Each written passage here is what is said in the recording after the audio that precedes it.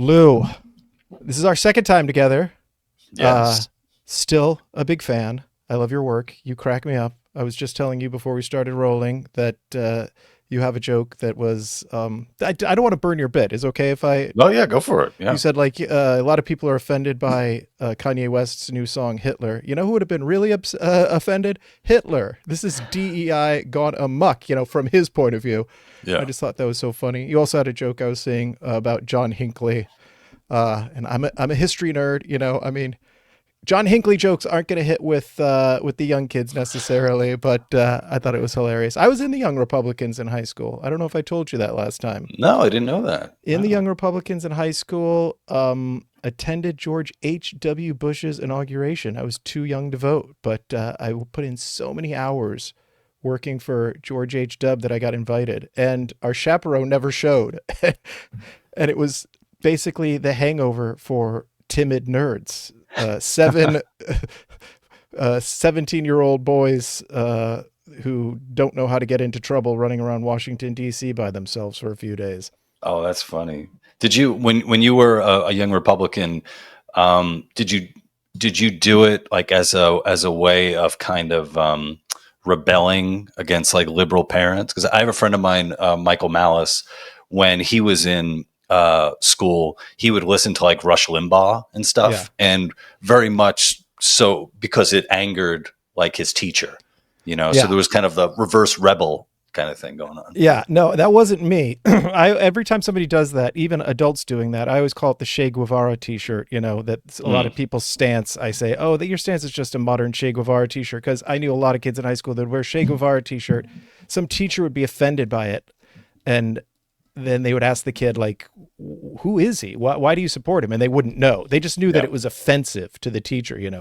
In my case, though, no, I mean, I actually am working on a screenplay about my adventure in Washington, D.C. right now.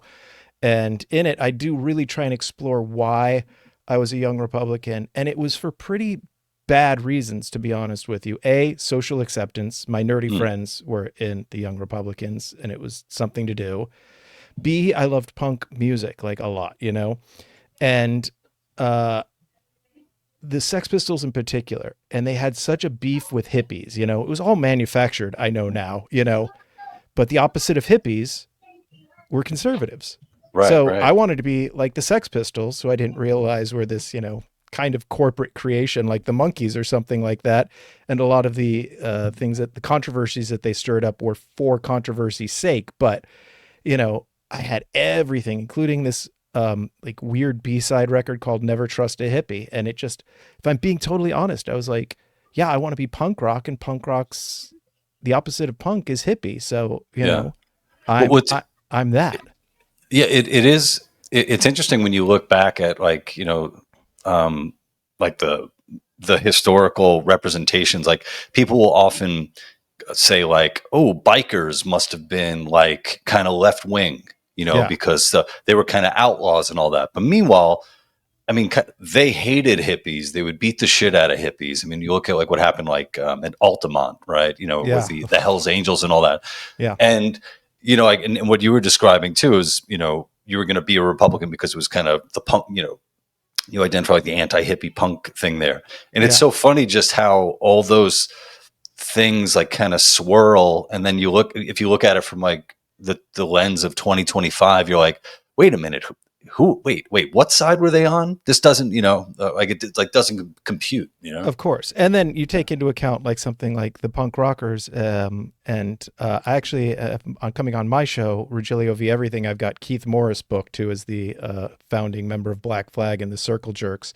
Oh, wow. Yeah. And he shouted something to the extent of like, this world needs more Luigi's from the stage at Coachella, and got him into a lot of trouble. I want to get into that with him. But when you look at a lot of these kids, sometimes they didn't really know what they thought either. Yeah. That political stances, I talk a lot about on my show about how the prefrontal cortex in young men isn't fully formed until you're 25. And I have a policy, like when I see a young person, because when I was young, we didn't have TikTok, Instagram. The things I said disappeared into the ether forever and are Yeah. gone. You cannot reference them. And they were stupid things. So when I see some 18-year-old and everyone's like, oh my God, do me a favor. Who is this? Find this person and destroy their life. I'm like, no, I got a fucking pass when I was 18. Right. They get a pass too. It's not their fault they live in an age when everything is recorded forever. You know, it's like, if you're 40 and you're saying some effed up stuff, I get it. If you're 35, you're 30. But when you're 19, like 19-year-olds say stupid stuff. And as adults, we accept that, we get that. And as adults, we kind of help shepherd them into adulthood and we let them have their stupid phase. And you Yeah. don't get a stupid phase anymore, you know? Yeah. I grew up in Queens, New York. And when I was, I think 11 or 12, we moved out to Little Neck, which is right next to Great Neck, Long Island. And there was kind of like a small, like punk, ska scene. It was like the Great Neck scene. And in Little Neck, there were like a group of guys who, they went to St. Anastasia's, Catholic school. They skateboarded, they had bands, they called themselves the Dumb Punks. And they used to put out, like their, it would have to be independently recorded, songs. And one of the songs was I Hate the Rich, right? So it's Yeah. like, I hate the rich. And on like the cover of like the cassette, and this is when we had cassettes, there was a picture from the inside of our local McDonald's of one of the cashiers who worked there who used to give the dumb punks a tough time, right? And that cashier is a Hispanic woman. She's probably like, Central American, right? Making, minimum wage, right? And so I hate the rich, and that's, she's the cover of the enemy. But meanwhile, it's like, wait, you guys are private school kids Yeah. who are in Little Neck, which is Little Neck, Douglaston, which is a pretty affluent area to grow up in. But because you're singing it with the guitars, the drums, the bass, somehow you are able to identify with this class that you do not belong to. And you're kind of raising a ruckus and mayhem for like the working class Yeah. immigrant there. I always thought, and I'm sure all those guys, I think they all grew up to do really good things, and I'm sure they're really great, really great guys and professionals. And I'm sure that there's a part of them that looks back, it's like, oh man, we were kind of dumb punks in a shitty way, Yeah. And guess that's my point. You get to be dumb and young. I'm all for dumb and young. I'm just not for the world bending to the will of the dumb and young, That's me. And I'm I with you. I get myself canceled from my tribe on the regular for saying that, but this is how I feel. It used to be that adults understood that young people, and this gets to like what goes on college campuses and whatnot.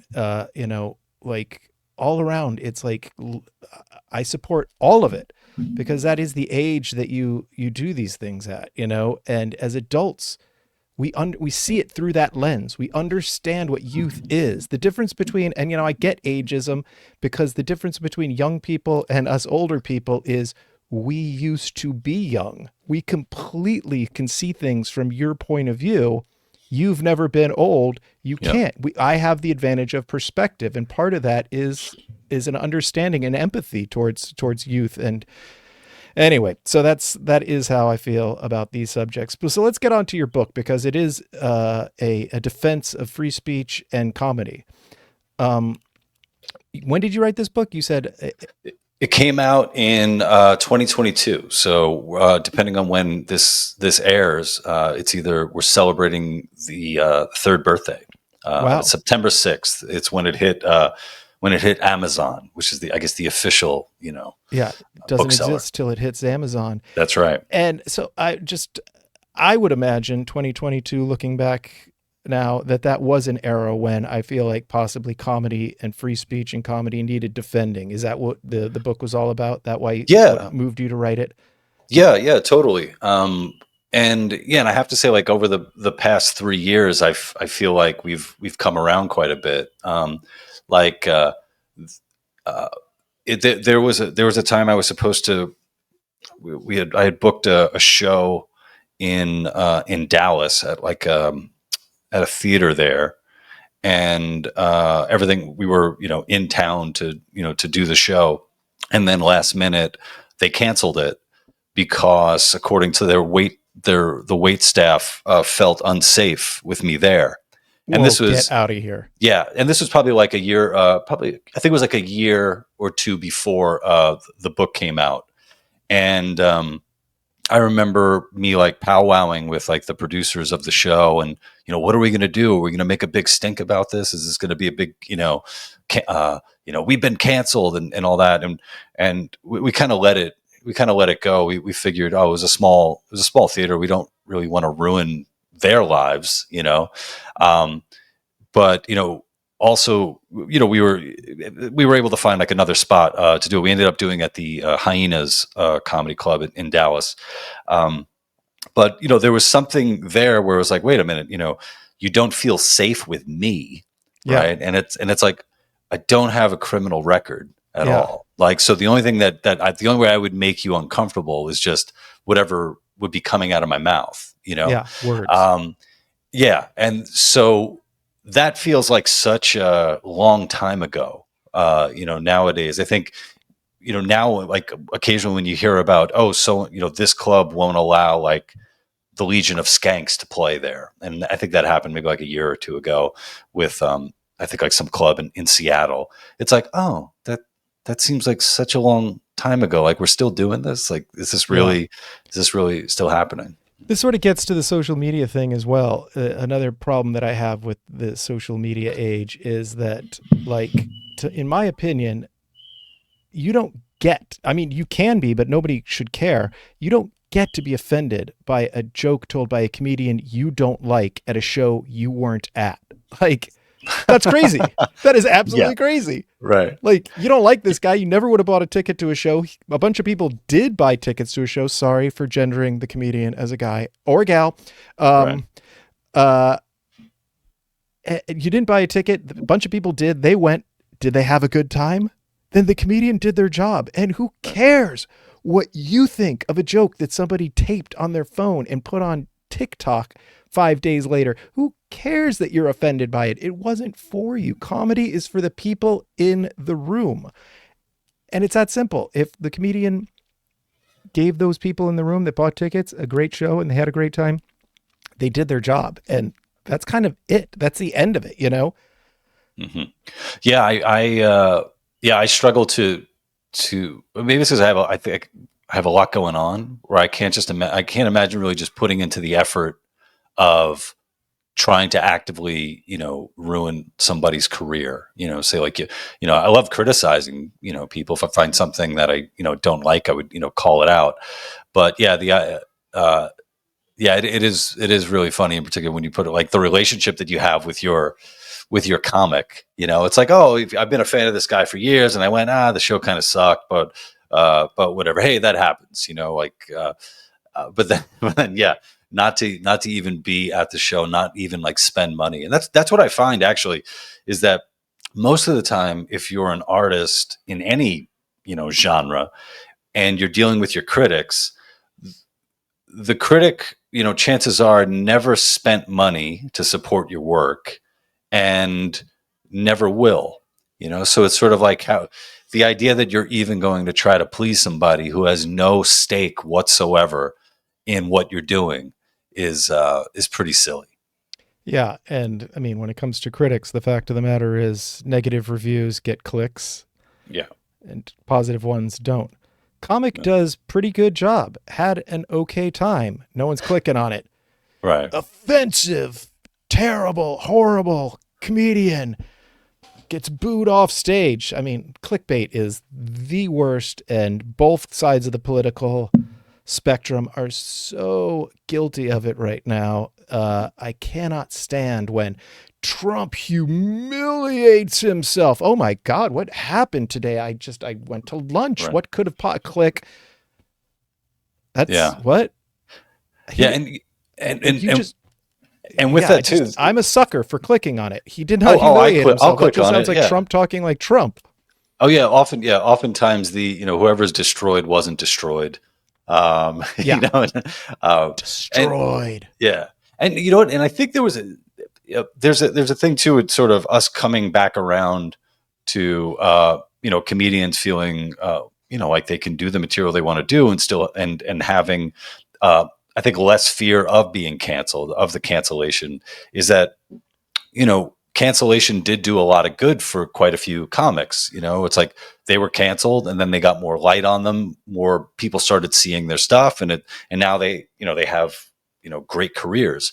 But there is a point where I imagine it would just be like, if you're a comic who is constantly getting shows canceled, not because of lack of ticket sales, but because of uh, staff not feeling safe with you in their Yep, presence. that's that one. I've actually not come across that. The Yeah, staff didn't feel safe they didn't because feel Lou safe. Perez had Me, words yeah, in his brain that he was going to yeah, articulate through his mouth into a microphone, yeah, and they would hurt um, me. yeah. So so if I think there's a point where it's like, okay, uh, I just want to perform. I don't like, yeah, the cancellation gives you like a little bit of cred, or maybe you're a dangerous person, figuratively or whatever. But after a while, it's like you want to get up there and you want to perform. And if some, inorganic thing is getting in the way of you doing that, then that really is sucky. That's really, really shitty. Yeah, and I think the last thing I'll say on the subject of comedy is I don't know of any comedy. Well, I saw one recently that doesn't want people to have a good time. Like, nobody's up there to make you miserable. And if you are miserable, they're bummed out. Even if they say something completely effed up and off the wall, it's to make you laugh. Right. I can't remember who it was. I think it might have been Bill Burr that said, like, these aren't the things I think. These are the things I think would be funny if I said them, Mm, and sometimes that is the case. yeah. Well, you told me you just recorded a special, right? I did. I lucked out massively. I'll give you this story because it was rather serendipitous, but I was planning a special. I had already, and I was going to put it out myself on YouTube or something. And I contacted a club and we were talking about what it was going to cost to rent the club for the night. I'd contacted a production team, camera crew. We had already got the sheets going. We were talking finances. Everything was moving ahead. And I woke up one morning and there was an email from legendary comedy producer Jack Vaughn, who produced like Mark Maron's Thinky Pain, Ali Wong's Baby Cobra. Oh, And he has wow. a new company called Super Nice Guys Productions. And it just basically said, uh, you know, we have a contract with your name on it. We've been watching you and we would like to offer you a deal to record a special. And I was like, or that. That's way better than doing it myself. Sure.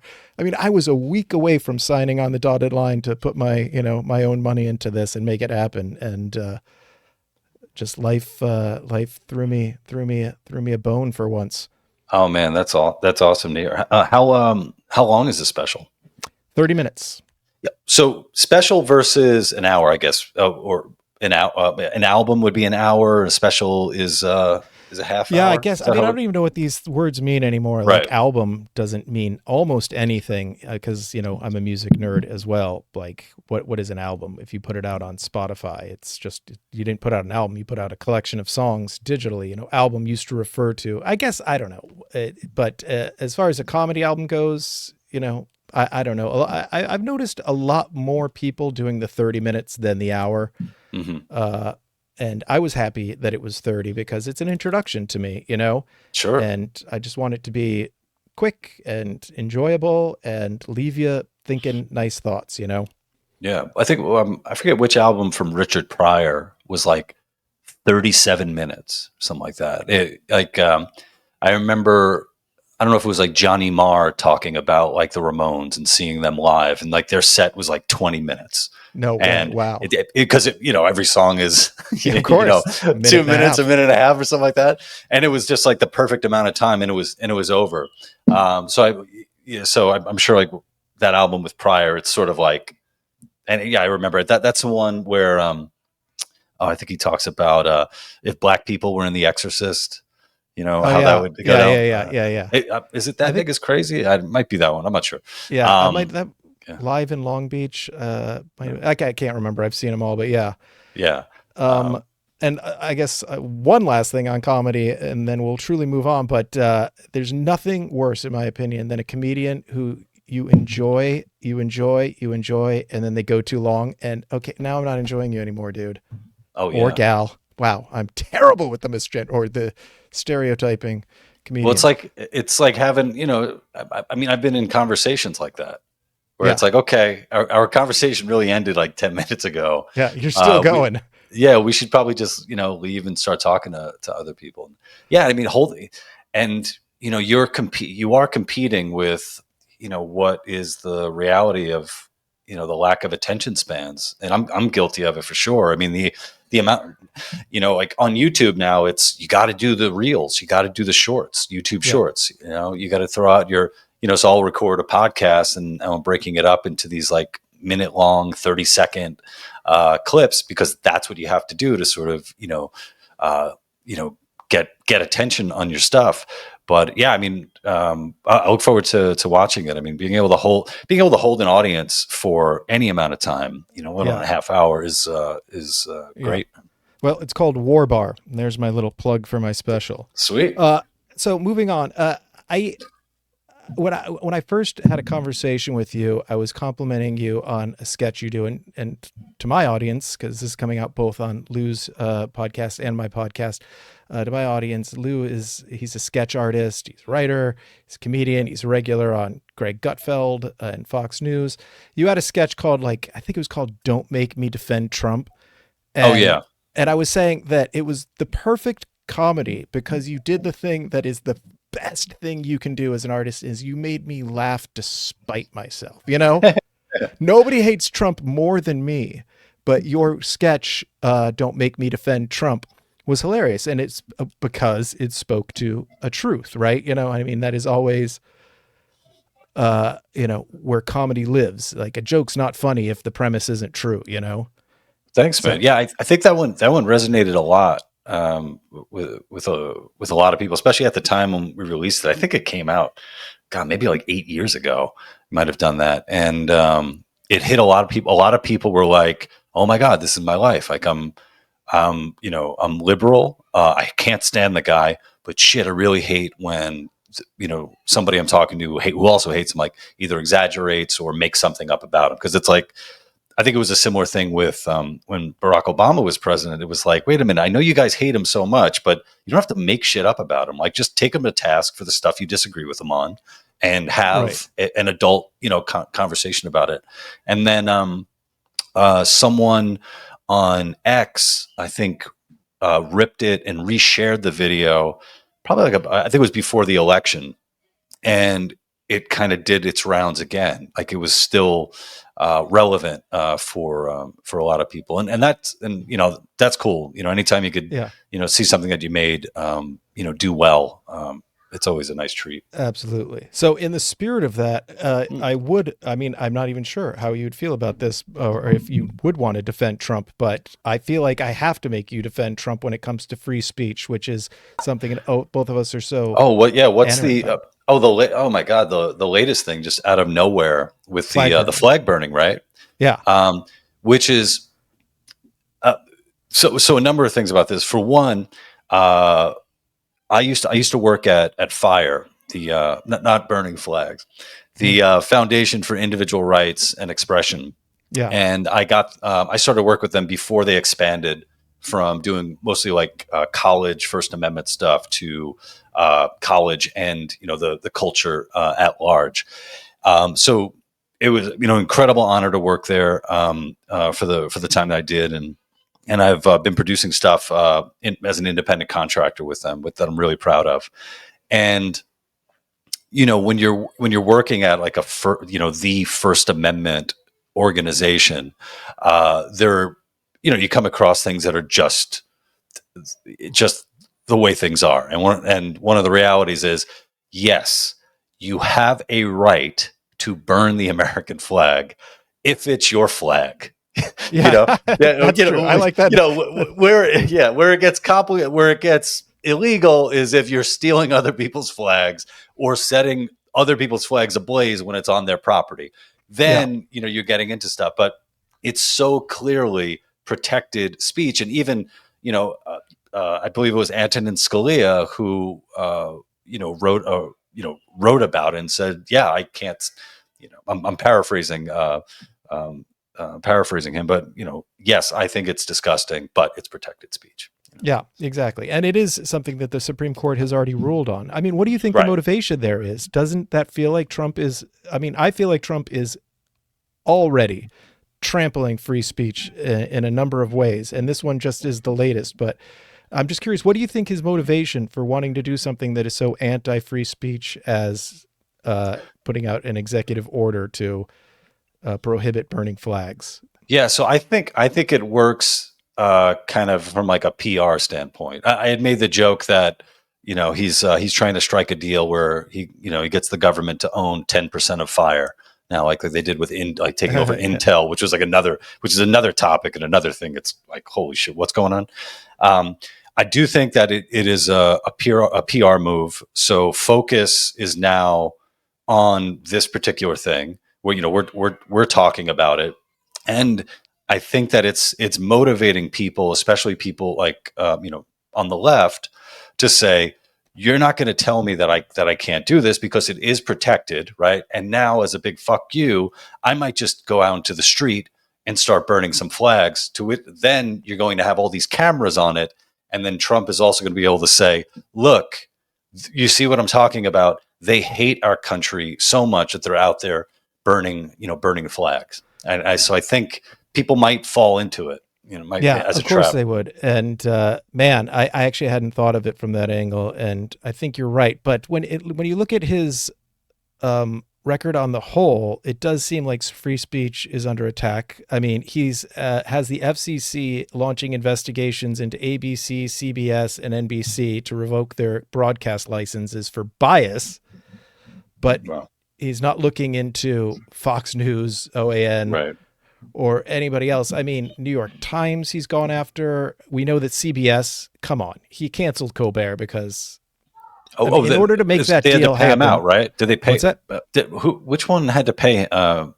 Like Yeah. however Well, many millions or Paramount, something. which I Okay. think was their parent company, not Paramount themselves. I think they're called, I can't remember now, but they wanted to do a merger deal, big deal, and big deal. And, they had to get the government's approval, obviously, for a giant merger like that. And it seems so clear that Trump said, I want a piece of the deal, because that's what dudes like him and Vladimir Hmm. Putin and oligarchs do when they're in charge. Any big deal, I want a piece. I need a piece. So they had to pay him out some, I can't remember how much, but a ton of money, many, many millions. And as part of it, he was like, and I want Stephen Colbert gone. And it just feels like, I don't know how to frame it any other way. I can't see it another way. Can you? Well, when you bring up these examples, it even surprises me just how much pull the government has over, over these other, these entities. Like it's sort of like, it's like, wait, who do they have to, these companies have to ask permission from who was very well their political enemy, whether or not they could, merge, or Yeah. even the idea that, weaponizing the FCC, which has been done, God, so many times, the idea that, wait, we still have one, we still have the FCC, making these determinations. And it's like, uh, what kind of stronghold do they have on, basic television versus cable? So it's like, oh wait, so cable can get away from all this stuff, Yeah. but basic TV As if can't. there's such a thing as the airwaves anymore. And that Right, is the right, reason for exactly. the FCC and why the government has a role in it, is Right. that it was determined at the beginning of the technology that it's the people of the United States of America who own the airwaves, and you're just renting them from us. Which, I mean, gets into the whole mess of, back in the old days, it was called like fair use or so, or I can't remember what it was, but where if you were going to be on the airwaves, which there only was the airwaves, and you were going to do a political piece, you had to have somebody with the counter opinion Oh yeah, yeah, yeah. present it, Yeah, it was like equal. Yeah, I forget what equal time or Yeah, something like that. equal time or something like that. Right. Which I mean, well, I even think about trying to do that now. where you have all these different factions, or it's kind of like, what would that even look like if you have like, kind of like a hardcore, civil libertarian going up against, Yeah. what a, right wing libertarian. Like, Yeah. I don't know what the And now we have to what the make time balance for would the look like. Nazi. Yeah, yeah, exactly. There's one, What yeah, he that thinks one of this Nazi. tax hike. Yeah. And I'll tell you what it would look like. No one would know because you would scroll past the people you don't agree with. It's Yeah, that yeah. simple. You'd listen to the person you agree with and then scroll past the Right. person you don't agree with. But NPR and PBS, who Right. also Right. they've lost their broadcast license, which blows my mind to me. I mean, or not Well, their that license, their funding, well, which well, basic. what's so wild is, I mean, decades and decades and decades, that was sort of a, kind of a clarion call from Republicans saying, this year we're going to do it. We're going to get in there. We're going to defund. And people are like, you're not doing that to Kermit the Frog, or Yeah, you're not doing that to Big Bird. So it's almost, it's incredibly surprising that it's like, it finally happened, and it's sort of like, what happens next. And I also wonder, just, with all the, these examples that you bring up, how much are they dependent upon Trump being in office? I mean, we kind of forget, like, Trump's what, 78, right? 79, I think. Is he 79? So we talk about, when his term is up, he might be, like 82 or something like that. Yeah. And, um, do these things keep going forward, or can they be rolled back, like the next time, like, a Democrat gets into office? So yeah, I don't know how much of this is like dependent upon him specifically, as a figure. Yeah, I mean, I'm if I were to put on my psychic hat, I feel like this is some toothpaste you can't put back in the tube. Like America after Trump, we're not going back to the old way, and maybe it would have been that way no matter who was president because we've rolled into a new era. With AI and robots and everything like that. That's Right, another right. thing that I always say to myself. I'm like, this is my point when it comes to like AI and robots. I'm like, I'm going to sound like Barack Obama and say, you didn't build that. But it's like technology started when the first person sharpened the first stick, And we've been building on that ever since. Everyone's ancestors toiled and sweated and died to get us to the 21st century. The person that invented AI didn't invent it. I mean, the people that invented it and these robotics didn't just dream it one night and make it. They built on the shoulders of giants that had been working on this for thousands of years. And we were all in on that, making that happen, And that when they finally get to the point where, okay, we've got machines that can do all the thinking and robots that can do all the work, it's like, yeah, Mm, and we should all be in on whatever the benefits of that are going to be. Like, why mhm. is it that you get all the benefits? So you're saying that you're going to own the AI and the robots and they're going to take everyone's jobs and we're just screwed, but you kind of didn't build that. Sure, you own some patents and you're certainly entitled to the lion's share, but to get to where we are, where everybody's going to lose their job. I mean, Mm. I live in LA. I don't know what it's like in New York, but I mean, Uber is going to be on the ropes, man. I'm driving next to cars with nobody in them Yeah. every day now. The food is being delivered by little robots that just come down the street and deliver it Little for you. boxes And on wheels. Yeah. yeah, I Yes. mean and we're at the beginning, we're at the start. This is the birth of this movement. Where do you think it's going to go, man? Nobody, like, what job? I mean, it's so funny because they talk about, like, it used to be like, oh, the robots are coming for the blue collar jobs. They'll be able to stock the store shelves and hang the drywall and do all those things. No, no, no, no, no. The entire writer's strike in LA was because AI can write. You can feed into AI the most popular episodes of Seinfeld, Mary Tyler Moore, and Cheers, and say, find the commonalities that make this funny, change the characters into whatever, and come up with a new sitcom, and it can do it. Yeah.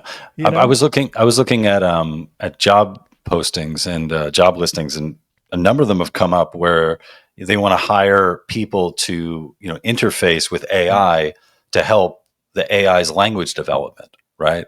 So I mean, right there, it's sort of like, okay, we want you to work a job to put you out of work, because if you're not a coder, then you have to be involved some way, with But how the long until the AI can code itself? yeah, exactly. When they start building stuff, well, it's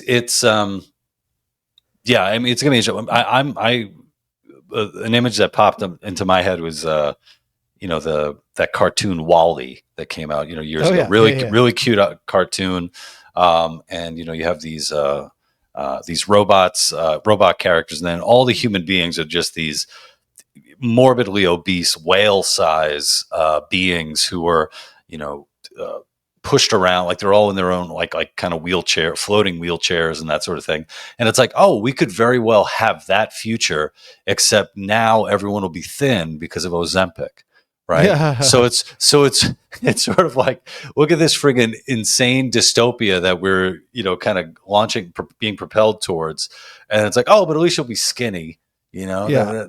Well, That's the I mean, good and thing there's about it. certain truth in that, but my thought is that as we stand on the precipice of this technology truly taking over everything, I mean, are we sure this is the best time to have a Mm. bunch of greedy oligarchs in charge of everything? I mean, this is the time, in my opinion, more than ever, that we would need, in my opinion, a reasonable person like Bernie Sanders or somebody that would understand you can't just have it all. You can't just take it all because the jobs, I mean, they're gonna go away. Or we have to put our foot down and say no more. Or we could take into account that, like, whatever it was, the five most knowledgeable people on AI went to Congress 3 years ago and said, shut it down Yeah, now yeah. before it's too late. Yeah, there's a professor, Jeffrey Miller, who for years has been just shouting from the rooftops of X, or Twitter, just about the real dangers of AI. And you're bringing up some really you know the obvious dangers that we could see in front of us, which is automation and people being put out of work. And then when you look beyond that, then there's the Terminator, Skynet, Yeah. kind of narrative or chain of events that we could be going towards. And look, if AI, is able to code itself and it's able to, you know, make itself enjoy good movies, maybe it gets taken in by T2 and says, "Oh, this is a really great movie. I know what we can do to make sure we do win this and get rid of Yeah. all the human beings." Yeah, Right. So, it's scary as shit. somebody that leans conservative, I mean, Yep. wouldn't this be a place for regulation at this point? And it seems like Well, I that's think the it's opposite of what's going on. yeah. I mean, I'm definitely out of my element when it comes to AI and the discussions there. I think it seems like it's almost impossible for a regulatory body to shut it down, right? Because if it's not like, even if you're able to say shut it down in the United States, they're still going to be doing stuff in China. They're still going to be doing Sure, stuff of in course. I'm Russia. not talking about that. I'm saying the Yeah. regulatory body that says you don't get to fire everybody, or if you do, again, you didn't build that, Mhm. you have to give back to the society in some way where we somehow ameliorate the damage that you're about to do. Like if you just took all the truck drivers alone, I mean, an Oh AI yeah. truck driver needs to take no breaks. I mean, I looked into it a couple weeks ago, and this thing moves so fast that this might not even be the Oh case no, anymore. exactly. But the Yeah. first AI truck or the first self-driving truck has done a coast-to-coast run, and that was just a few weeks ago. And how long until all of them? As a comic who tours, I'm out on those highways on the regular, and particularly at night after a gig, getting to the next city, you realize just how many trucks there are. And I think to myself, all these people are going to lose their jobs, or at least Hmm. they're going to retire, and nobody's going to be able to pick up the jobs. And the idea that, oh, but your job will be fixing the AIs, BS. Like that might have been the case with the horse and buggy driver could become a mechanic and fix the automobiles or whatever. AI can fix AI. AI can maintain AI. There's kind of no job for us. And I feel like this is like arguments over conservative fiscal policy and regulation and liberal in the 20th century always had merit. In the 21st century, it seems like we have to update what we're even talking about. Well, I think one thing that's going to be tough when it comes to like truckers, in particular, is just the past few weeks, the uh, the examples of human error when it comes to trucking and and accidents, right? So even getting away from, yeah, I know there was a recent one with a person who was undocumented and had a license from California.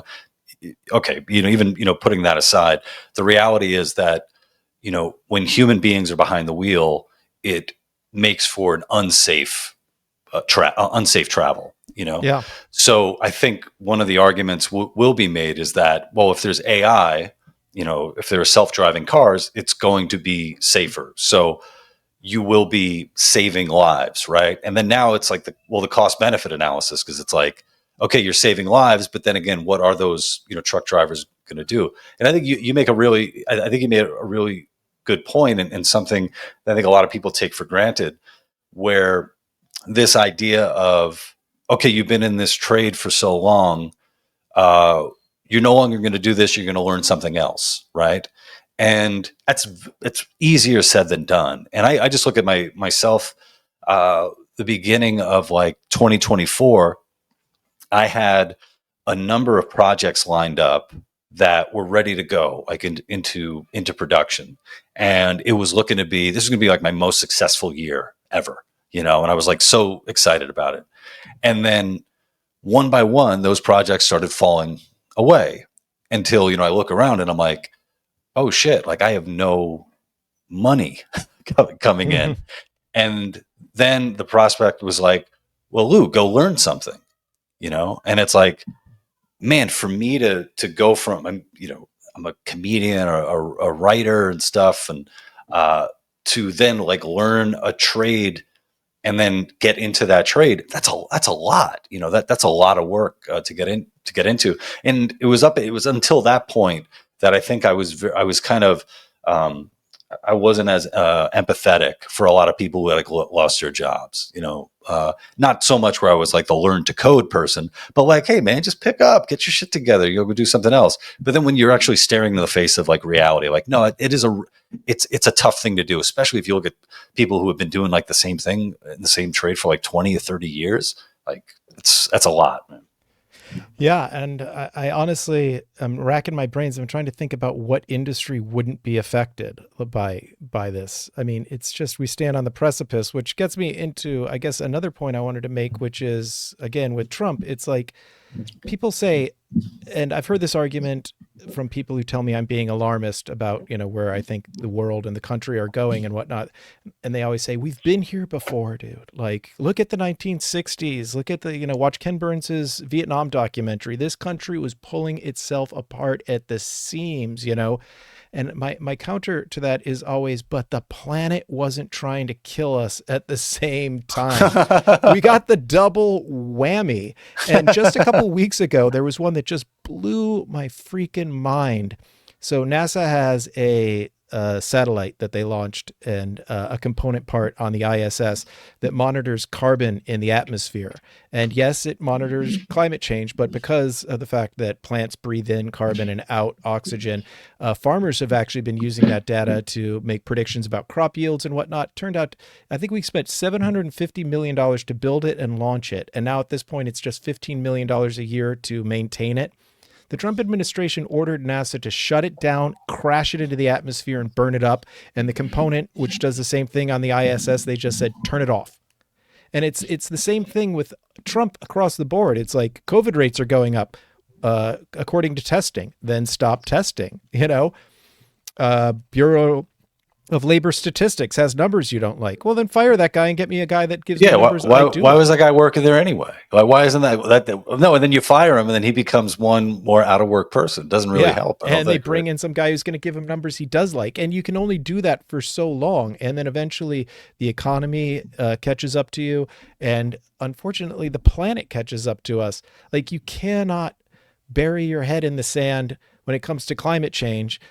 Because if you do, there's going to be nothing but sand to bury your head in. I mean, it seems like just what is your take on the fact that, like, I don't know if you knew that about the satellite, that he ordered them to just shut it No, I down didn't and know about crash that. it into the atmosphere? I didn't know about that. I mean, like, when is that due to happen? Uh, I, you Is know, it I did something some that, research on it. yeah. It's not going to be immediate. There's people that are Hmm. trying to fight it. What initially people were like, well, let's just sell it to another country and they can operate it. But Right. apparently, when it comes to like government secrets and satellites that were launched by NASA, you can't just give control of them over to another country Oh, because wow. of whatever reasons. So, you know, we're not monitoring climate change anymore, and we're just ignoring it and pretending it's not a real thing. And we're going to drill baby drill our way into oblivion, in my opinion. And Well, yeah, it just seems like, uh, yeah, like for the administration, I'm not necessarily sure that this is the administration that is looking so far ahead. Like it's like, how far ahead, is the administration looking, and the types of issues that that we're talking about. So, it's the issue of the climate. So you have the immediate stuff, but then you also want to be looking 50 years ahead. What does the planet look like 50 years from now? With AI, you're like, okay, what is AI looking like now? Yeah, GPT is cute, and I don't have to, it could help me outline stuff, etc. But what's that look like 50 years down the road? And then, just trying to balance, I mean, with all the friggin' conflict happening around the world too, it's sort of like, yeah, that seems like I wonder, when it comes to, like, when you're doing like a triage of like the most pressing issues, right? So I mean, Ukraine and Russia are still at war. Israel and Gaza is still going at it. Fucking India and Pakistan had a war. Like, they just started fighting like out of nowhere for like a week. So yeah, it's like, I don't necessarily trust this administration. I don't know if there is an administration who can kind of keep all of this stuff, I don't know, just like in perspective, and being like, okay, what needs the immediate, what do we have to look at, and what can we actually do? So I yeah. don't know. You're making me sad. I'm sorry for Fuck. making you sad. When I look at the conflicts in the world and just all these problems from my perspective, I truly believe what's wrong with the world. And by the way, let me throw this out there, and this will make you even more sad. I don't have hope. Oh It's no, like no! You got your special coming out. What the fuck? No, get a little bit of it. Shit. a little bit of help, but hope. But it's like I think the problem is people believing things without evidence or for bad reasons. And Hmm. I always say, like, when people talk about Israel Palestine, I'm like, man, if only you could see it through the atheist's eyes, you would see. But it, like, religion is a problem in my opinion, and in America it truly is as well, with the rise of Christian nationalism and the fact that we're still fighting over the same stupid shit and we can't seem to get past it. And climate change, same thing. People that deny climate change and think it's totally not real, they don't know how to weigh. I just wrote an episode for the other podcast I work for, which is the Jordan Harbinger show, on conspiracy theories, and my mind was freaking blown when I was doing my research on like the psychological reasons, and there's also Hmm. neuroscience reasons that people believe in conspiracy theories. And then I was like, okay, this is all scary, this is weird stuff, but like, what are the experts, particularly like the psychologists, say about how to combat conspiracy theories? And they said the dumbest thing I've ever heard. They're like, you have to learn how to do your own research. I'm like, that's all conspiracy theorists do, is their own research. You're just validating them. It's not Well, about. at some point, I mean, at some point, we're all doing our own research. Or in a future case, Grok is doing my own research, or Yeah. ChatGPT. So yeah, what happens when the AI becomes a conspiracy theorist and just starts putting Oh, we're so together screwed. the interesting story? You know what? Something uh, that I want to bring up. It got me thinking just about all this stuff, and the importance of facts, and dealing with reality. So I have a friend of mine who his house burnt down in the California fires, Wow. and he uh, the house burnt down, and his wife, and they hired an architect, and are dealing with the insurance and stuff. And if all goes well, they'll be able to rebuild their house in maybe 2 years, right? 2 years. So his kids are growing up. His kids will be 2 years older. He'll be 2 years older. Um, who knows how many other homes are going to be rebuilt? Who knows if these, the places that they love to, the restaurants they love to go to and all these sites and stuff will be there. But more than anything, he's saying, we're going through this whole process of, rebuilding, but nobody's talking to us about whether or not this is going to happen again, or if we can do anything, or if anything's being done to stop this from happening again. And I think that's something that seems, I don't know if that's something that's a human trait, but it's like putting yourself back in the danger zone, not without, hope of necessarily adapting to it. And I think that's something that's troubling. Yeah. I mean, you kind of laughed at me when I said I don't have hope. Do you have hope? Oh yeah, yeah. What do you think? Where does your hope come from? Where does my hope come from? Well, in my book, I write about someone asked me if I, have hope for things. And I said, well, I have kids. So even if I'm not hopeful, I have to create my own hope. Yeah. So I think that, so I think there's something there to, day by day, you know, trying to stay on course and better myself and my family and live life as I, as best as I can. Because I mean, even, I'm just thinking back, like, there's that meme that I've seen shared quite a bit about, I think it was like, if you were a person born in 1900, right? And you go off to World War One, and then you come back, and then you go through the Spanish flu, and then there's the Great Depression, and Yeah. then here's World War II again, and you're growing up before, before the vaccine for polio was made, and it's like, man, that was a tough fucking time, man. Yeah. So I think that there might be something to looking to the past and saying like, oh, if they could hack it, we'll find a way. Life will find a way. So Jurassic Park. Life will find a way. But the planet wasn't trying to kill them back then, which, the planet was always trying to kill them. Oh well, man, the planet has definitely always been trying to kill us, but it not a seems fan like of it's ours. ramping up, No. It seems like we're ramping it up, but Where I you don't want to been? hit you with too much pessimism. Are you based in Los Angeles? I am. Yeah. So, like if you don't, if you're having trouble hoping, like what are you doing to prepare? I mean, are you a prepper? Like what's going? I am You have a a go semi bag? prepper. I'm a prepper I've always been an earthquake prepper, which you'd be a fool not to be. I can clearly sitting in Los Angeles because I turned off my air conditioner for so it Oh wouldn't get no. into the microphone, and I'm watching myself get shinier and Oh dude, I'm shinier sorry. because we got a heat wave going right now. Oh shit, sorry about that. Yeah, no, but so I've got all the bottled water, the batteries, the canned food, and stuff like that ready to go. But as far as prepping for doomsday, no, I'm not. I don't know where I would go, to be honest with you. Yeah. You Yeah. know, my favorite place in the world is Joshua Tree. I Beautiful. truly love it out there. It's so beautiful. It's so quiet. I always tell people, like, you don't know quiet until you hear it coming at you from 100 miles in every direction. That's Mm. quiet. Um, but I think that would probably be the last place you want to go once climate change flips us into Well, do you Mad think with Max. so yeah, that was the question I was going to ask. Is it going by way, most of us going to go by way of a tsunami? I don't think so. I mean, there could be another disease, kind of maybe like another, Yeah, coronavirus, kind of thing that would take a lot of us out. But then ultimately, I mean, anyone who survives has to deal with other people, and that's always been a dangerous prospect. I had a buddy of mine. I was talking to him about, um, you know, being a prepper and stuff, and he said, yeah, he's got a gun and one bullet because that's all he'll need. wow.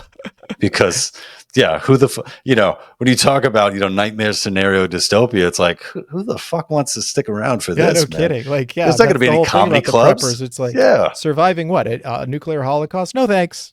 yeah. The Well, lucky ones my are the ones who go first, you know? yeah, my wife and I uh, we make a sourdough bread, right? So that's like the extent of our prepping. Like, hey man, when the shit hits the fan, we're going to keep that starter alive, and this bread is going to rise. But meanwhile, it's really that's what the men who kill me are going to eat while they're take my wife and children as slaves. Yeah. It's like, oh, they'll be well fed with sourdough, Yeah. Well, they and the might men are eat you fucked. too, Lou. They might they're going to Cannibalism's have to. coming back. I will say that, having just did that episode on conspiracy theories, psychologically speaking, we have these pattern seeking brains. And what the reason that our brains are so good at seeing faces, we see faces in the clouds, you see faces in rock formations and all that stuff, is that like seeing another human face is like evolutionarily speaking really, really important. And not because they're nice to look at, because they're the greatest threat. Like, we didn't just get here. We've been, evolving for, hundreds of thousands of years. And for the most part, on the plains of Africa and, in early European settlements in the Americas, if you saw another face in the bushes or something, that was a threat. That was the greatest threat to you. That person was there to kill you, take your resources, take your women, whatever, like you were just saying, Yeah. and maybe we're just heading back to that. Like, because we're tribal. We're like these giant tribes we have in the United States of America, or just liberal, or the Western world, or whatever it is you consider your tribe to be. And, I'm sure there are people out there that say, my tribe is everyone. Bullshit. We're all tribal to some extent or another. And the tribes used to be small and we were constantly at war. And maybe, I think like we came into this world as ignorant cavemen dragging our knuckles and throwing rocks at each other. And we might just go out like that as well. It's going to be wild when you think of like, if shit really hits the fan and, all of like in the industrial world, goes kaput. You have like those untouched tribes on those islands just floating like in the, I don't know, the Pacific or off the coast Yeah. of Africa, who it's just going to be another Tuesday for them. Yeah. They're just going to be going about it. They're like, oh, there's a little bit more fire in the sky. But other than that, Yeah, it's crazy. I've on occasion gone and looked. There's particularly a tribe in Brazil that's uncontacted, and they will from time to time fly, I think, an airplane like a few miles away, but with telephoto lenses and try and look into the village. And one time they saw the plane and considered it a threat. So the plane flew by and then like flew by a few hours later, and they all put on war paint and like their spears, and they were ready to fight the metal bird god in the sky or something like that. And it did blow my mind that it's like, how in the hell is it the 21st century everywhere and these people still live like that? Yeah. Maybe they're the lucky ones. Maybe, like, although I remember reading, about like a tribe, and it's not that they were, they weren't like contacted, but I think this was like the first time they were introduced to like technology, like a DVD player, and I think the internet. And it was an article in the Guardian. I think they said that they immediately had a problem with the men watching porn on the internet. I think I saw that article. Did you see that? Yeah. Yeah. Which I'm like, oh, you know what? We're not so different anyway. No kidding, man. Wow. So that's an hour. I feel like that's a pretty good conversation, don't you? I think so. And I want to say I enjoyed it, and I think all my fans over at the Lou Perez podcast will enjoy it as well. This has been Michael. Is it Regilio? I wish I'd get more work. No, I'm just a boring Italian.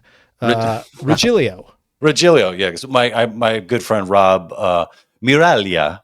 So that's how we pronounce the G differently. So instead of Miraglia. So yeah.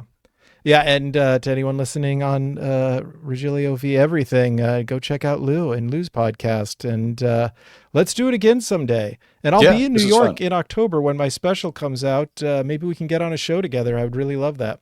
That would be awesome, man. Yeah, I'm really looking forward to that. All right, me too. Thanks, Lou.